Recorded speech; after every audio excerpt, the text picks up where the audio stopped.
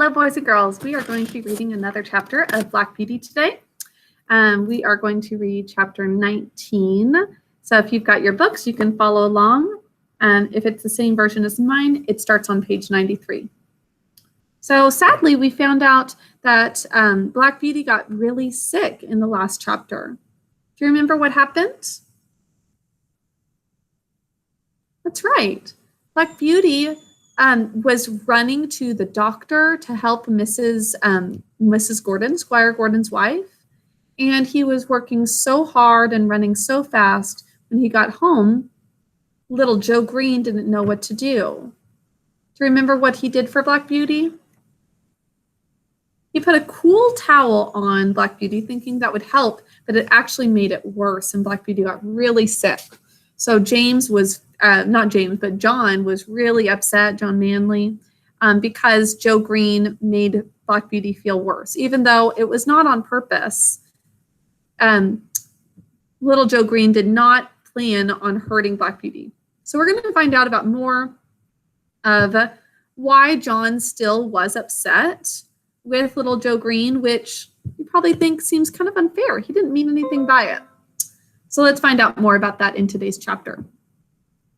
I do not know how long I was ill, but Mr. Bond, the horse doctor, came every day. One day he bled me, which sadly, this is what happened before, that they thought that if you cut somebody, either person or animal, and let out the bad blood, that would heal the person. And people even died because that was just a bad medical practice. Now, John held a pail for the blood. I felt very faint after it and thought I should die. And I believe they all thought so too. Ginger and Merrylegs had been moved into the other stable so that I might be quiet, for the fever made me very quick of hearing. And any little noise seemed quite loud. Have any of you ever had that before when you're sick? Like when you have a headache, everything seems so loud. And I could tell everyone's footsteps going to and from the house. I knew all that was going on. One night, John had to give me a draught. It was like a medicine. Thomas Green, this is Joe Green's dad, came in to help him. After I had taken it and John had made me as comfortable as he could, he said he should stay half an hour to see how the medicine settled. Thomas said he would stay with him. So they went and sat down on a bench that had been brought into Merrylegs' stall and put down the lantern at their feet, that I might not be disturbed with the light. For a while, both men sat silent, and then Tom Green said in a low voice, I wish, John, that you'd say a bit of a kind word to Joe. The boy is quite broken-hearted. He can't eat his meals, and he can't smile. He says he knows it was all his fault, though he is sure he did the best he knew. And he says if Beauty dies, no one will ever speak to him again. Poor Joe feels terrible. And it's not completely his fault that he hurt Black Beauty. He didn't know. His dad says, it goes to my heart to hear him. I think he might give him just a word. He's not a bad boy. After a short pause, John said slowly, you must not be too hard upon me, Tom. I know he meant no harm. I never said he did. I know he is not a bad boy. But you see, I am sore myself. That horse is the pride of my heart, to say nothing of his being such a favorite with the master and mistress. And to think that his life may be flung away in this manner is more than I can bear. But if you think I'm hard on the boy, I will try to give him a good word tomorrow. That is, if Beauty is better. Well, John, thank you. I knew you did not wish to be too hard, and I'm glad, you see, it was only ignorance. I remember this word ignorance, what it means? Lacking knowledge or understanding. So he's saying, it's not a big deal. It's only ignorance. It's only the fact that he just didn't know. And John does not like this. John's voice almost startled me as he answered, only ignorance? Only ignorance? How can you talk about only ignorance? Don't you know that is the worst thing in the world next to wickedness? And which does the most mischief, heaven only knows. If people can say, oh, I did not know, I did not mean any harm, they think it's all right. Let's stop here for a moment. I know you're probably seeing what comes next, which is shocking, but do people sometimes say, oh, I didn't really mean it, and then make the same mistake again?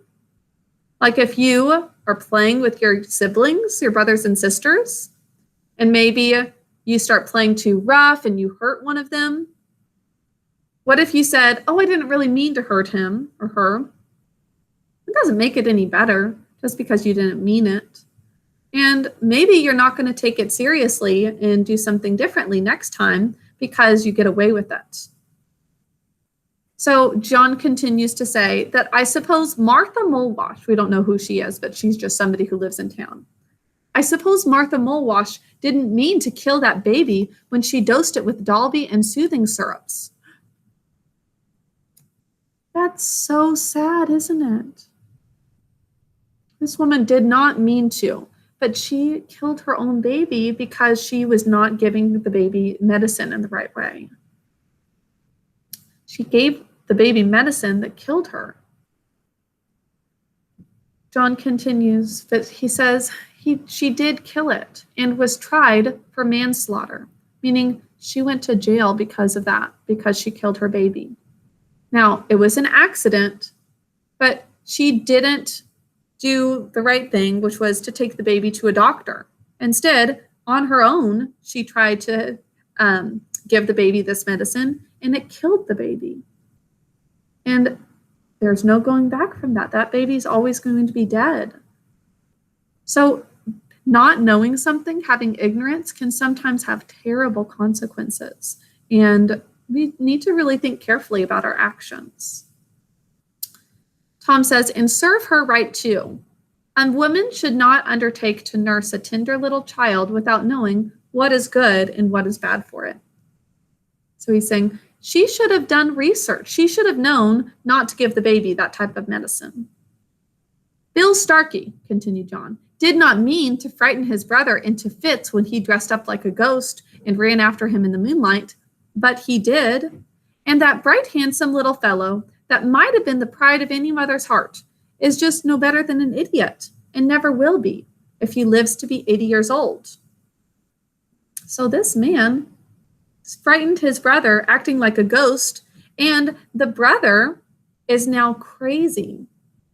He's never going to be a smart, hardworking adult who can work at all. That's really sad that he scared him so badly that he went crazy. Now, you were a good deal cut up yourself, Tom, just 2 weeks ago when those young ladies left your hothouse door open with a frosty east wind blowing right in. You said it killed a good many of your plants. So Tom apparently was angry that a hothouse is like a greenhouse with plants. Somebody left the door open and then the plants almost died. That made him angry. A good many, said Tom. There was not one of the tender cuttings that was not nipped off. I shall have to strike all over again, and the worst of it is that I don't know where to go to get fresh ones. I was nearly mad when I came in and saw what was done.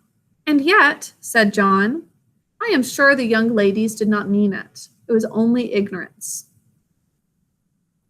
I heard no more of this conversation, for the medicine did well and sent me to sleep. And in the morning, I felt much better. But I often thought of John's words when I came to know more of the world. So that is a really sad chapter, isn't it? That a lot of times people will do something without really thinking of their actions, and there's terrible things that happen as a result. This woman gave her baby a medicine that killed the baby.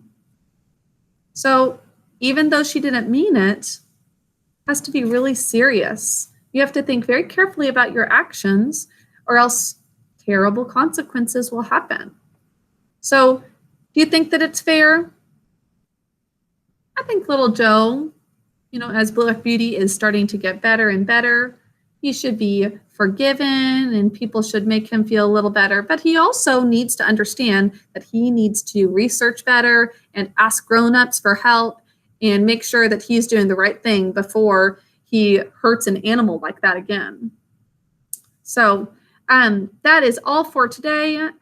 We are going to be taking some notes on that. I forgot to put the notes in for yesterday in time. And so I've got the notes there now for the whole week. But I will talk to you all later. Bye.